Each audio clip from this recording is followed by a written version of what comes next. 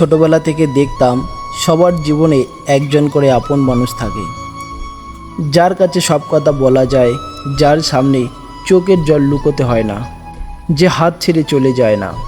তাই আমি অপেক্ষা করতে শিখে গেছি। ভাবতাম একদিন হয়তো আমার জীবনেও আসবে, যে আমার অর্থ নয় আমাকে ভালোবাসবে, যে আমার সাফল্যে হাততালি দেবে, আবার ব্যর্থতার দিনে আমার কাঁধে হাত রেখে বলবে, আমি আছি, তুমি ভয় পেও না।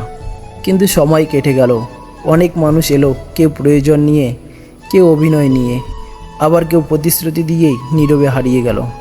আজও রাতে আকাশের দিকে তাকিয়ে একটাই প্রশ্ন করি, সেই প্রিয় মানুষটি আমার জীবনে কবে আসবে? যে ভালোবাসাকে খেলা মনে করবে না, যে অভিমান ভাঙাবে, যে অপেক্ষার মূল্য বুঝবে, যে আমার হাত ধরে বলবে, জীবনের শেষ পর্যন্ত আমি তোমার সঙ্গেই থাকব। জানি না সেই মানুষটি আজও কোথায় আছে। তাই অপেক্ষা ছাড়িনি, কারণ সত্যিকারের মানুষ দেরিতে এলেও তারা মিথ্যা প্রতিশ্রুতি নিয়ে আসে না। ভিডিওটি শেষ পর্যন্ত দেখার জন্য অসংখ্য ধন্যবাদ।